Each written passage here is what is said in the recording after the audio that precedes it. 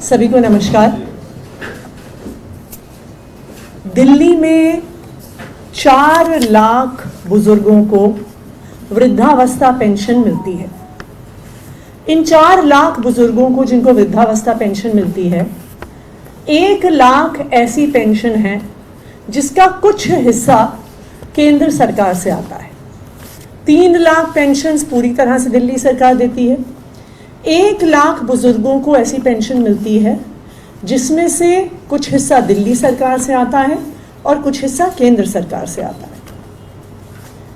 पिछले 5 महीने से इन 1 लाख बुजुर्गों को पेंशन नहीं मिल रही थी। इसलिए नहीं मिल रही थी क्योंकि जिन पेंशनों का हिस्सा केंद्र सरकार देती है, उन पेंशनों को भारतीय जनता पार्टी शासित केंद्र सरकार ने रोक रखा था। दिल्ली के बुजुर्ग बहुत परेशान थे। ये ऐसे बुजुर्ग हैं जो गरीब परिवारों से आते हैं। ये ऐसे बुजुर्ग हैं जिनके पास इस बुजुर्ग पेंशन के अलावा, इस वृद्धावस्था पेंशन के अलावा कोई भी आर्थिक साधन नहीं है। उनके पास अपनी देखरेख के लिए, उनके पास अपनी दवाइयों के लिए, उनके पास अपना घर चलाने के लिए भी पैसे नहीं थे। मेरे पास अक्सर ये बुजुर्ग आते थे, कभी हमारे घर में आते थे, कभी मेरे ऑफिस में आते थे। ये बुजुर्ग हमारे अलग अलग विधायकों के पास जाते थे।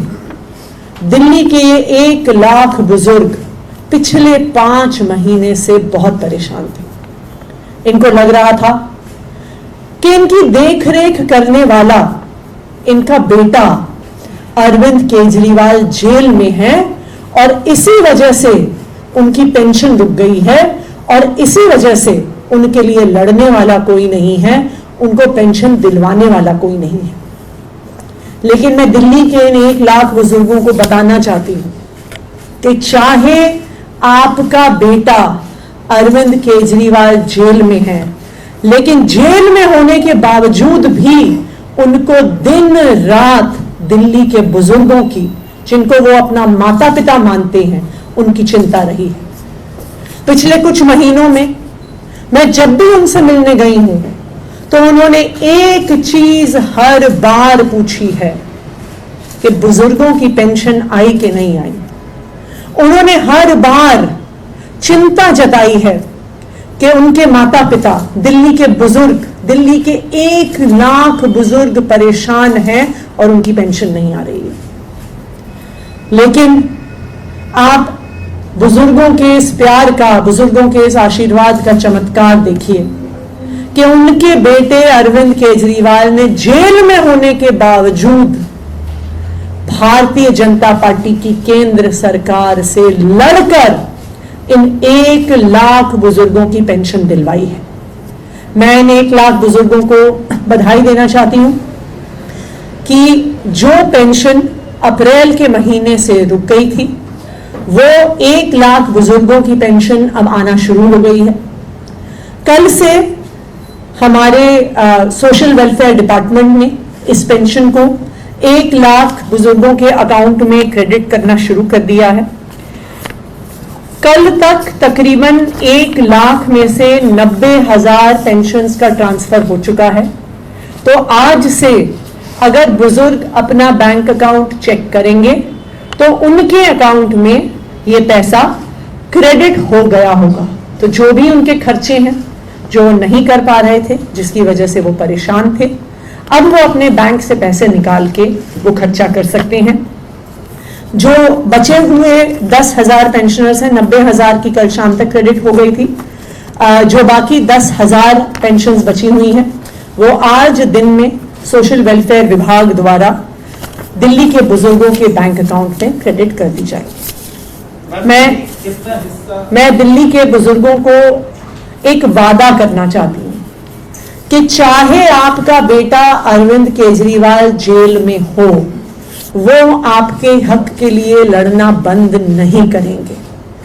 भारतीय जनता पार्टी का एक ही काम है, दिल्ली के लोगों को परेशान करना, दिल्ली के लोगों के काम रोकना, जो उसी तरह से और उसी सीरीज में उन्होंने दिल्ली के बुजुर्गों की पेंशन रोकी हुई थी। लेकिन मैं अरविंद केजरीवाल जी की तरफ से, अरविंद केजरीवाल जी की सरकार की तरफ से आपको ये वादा कर रही हूं कि चाहे हमें कितना भी लड़ना पड़े, हम दिल्ली वालों के लिए लड़ते रहेंगे, दिल्ली वालों के लड़ लड़ के काम करवाते रहेंगे। जिस तरह से भारतीय जनता पार्टी की केंद्र सरकार से लड़कर हमने ये पेंशन बुजुर्गों को दिलवाई है, उसी तरह से दिल्ली वालों के जो भी रुके हुए काम हैं तो केजरीवाल सरकार जरूर कराएगी। Thank you. हिस्सा बता दीजिए कि केंद्र सरकार कितना देती है और आप कितना देते हैं? देखिए 2,500 रुपए की पेंशन होती है, उसमें से 2,200 रुपए 2200 दिल्ली सरकार देती है, 300 रुपए केंद्र सरकार देती है। लेकिन उस पेंशन की टर्म्स एंड कंडीशंस ऐसी हैं कि चाहे एक बहुत छोटा हिस्सा केंद्र सरकार से आ रहा है, लेकिन वो हिस्सा आए बिना वो पेंशन रिलीज नहीं हो सकती है, वो उसकी टर्म्स एंड कंडीशंस है। और इसी वजह से, क्योंकि केंद्र सरकार से उनका हिस्सा नहीं आया हुआ था, दिल्ली के बुजुर्गों की पेंशन रुकी, 1 लाख लोगों की पेंशन उस वजह से रुकी हुई थी। मैम 2 सवाल हैं। एक तो ये कि जो कितने महीनों से ये बकाया थी और क्या सारे महीनों की जो पेंशन है एक साथ चली गई है? ये पेंशन जो लास्ट पेंशन मिली थी वो लास्ट फाइनेंशियल ईयर में इन बुजुर्गों को मिली थी, यानी मार्च की पेंशन इन बुजुर्गों को मिल चुकी है। अप्रैल, मई, जून, जुलाई और अब अगस्त के महीने की पेंशन अभी तक इन बुजुर्गों को नहीं मिली थी। तो जो अभी तक की सारी पेंडिंग पेंशन है पिछले 5 महीनों की, उस पेंशन को एक बार में ही क्रेडिट कर दिया गया है।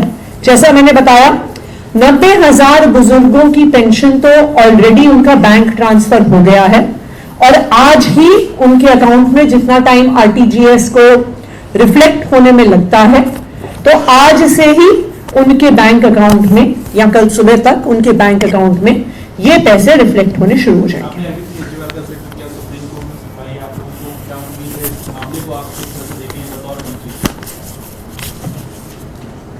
देखिए, सबको पता है कि अरविंद केजरीवाल जी को और उनके पार्टी के अन्य नेताओं को, चाहे वो मनीष सिसोदिया जी हो, चाहे वो संजय सिंह जी हो, चाहे सत्येंद्र जैन जी हो, झूठे मुकदमों में फंसाया जा रहा है। यह देश के क्या दुनिया के इतिहास का पहला तथाकथित भ्रष्टाचार का केस होगा जिसमें 1 रुपया भी भ्रष्टाचार का कहीं से नहीं मिला है। लेकिन यह भारतीय जनता पार्टी की साजिश है, अरविंद केजरीवाल जी को परेशान करने की साजिश है, दिल्ली वालों के काम रोकने की साजिश है। लेकिन सबको पता है कि अरविंद केजरीवाल जी ने ना आज तक 1 रुपए का भ्रष्टाचार किया है, ना 1 रुपए का भ्रष्टाचार करेंगे। और हमें उच्च न्यायालय पे भरोसा है कि जिस तरह उच्च न्यायालय ने ईडी के केस में अरविंद केजरीवाल जी को राहत दी है, जिस तरह से उच्च न्यायालय ने मनीष सिसोदिया जी को बेल दी है, जिस तरह से सुप्रीम कोर्ट ने संजय सिंह जी को बेल दी है, मुझे पूरा भरोसा है कि हमें सुप्रीम कोर्ट से राहत मिलेगी।